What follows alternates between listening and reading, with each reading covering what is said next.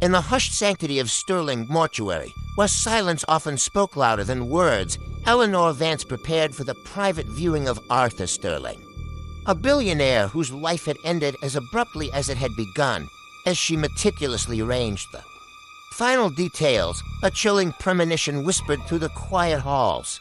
This was no ordinary passing. Eleanor's gloved hands moved with practiced grace, but her mind raced. Arthur Sterling, a titan of industry, had died suddenly, his doctors citing natural causes yet. Eleanor, with years of experience observing the subtle language of death, felt a discord. As she examined the body, her keen eyes caught a faint, almost imperceptible discoloration beneath the nails, a slight rigidity in the facial muscles that didn't quite align with a peaceful demise. And then the faint, bitter almond scent, easily masked by embalming fluids, but unmistakable to her trained senses, poison, slow-acting, insidious, a murder most foul, hidden in plain sight.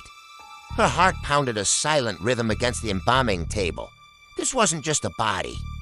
It was a crime scene. The official report was wrong. Eleanor knew she had to be careful. She discreetly reviewed the private visitation log. Only 3 names stood out, each having spent significant time alone with the deceased in the days leading up to his death. Victoria Sterling, his estranged niece and primary heir, Marcus Thorne, his longtime business partner, and Sophia Chen, his seemingly devoted personal assistant. One of them was a killer. The next day, under the guise of finalizing arrangements, Eleanor began her dangerous game. Her first stop was Victoria Sterling, a woman whose grief seemed as meticulously tailored as her designer morning dress. It's also sudden, Victoria sighed, dabbing her eyes. Uncle Arthur had so many enemies, especially Marcus. He was always trying to undermine him, always after his fortune. Eleanor noted the subtle tremor in Victoria's hand, the way her eyes darted away when asked about her own relationship with Arthur. Next, Marcus Thorne, a man whose stoic demeanor barely concealed a simmering resentment. Arthur was a difficult man, Marcus admitted, his voice low and gravelly.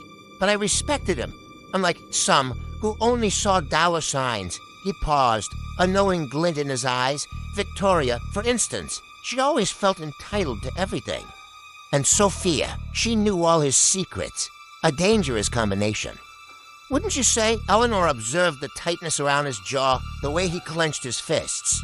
Finally, Sophia Chen, fragile and tearful, yet with an unexpected sharpness in her gaze. Mr. Sterling was like a father to me, she whispered, her voice trembling, but he was also very demanding. And Marcus, he was always pressuring Mr. Sterling to make certain decisions.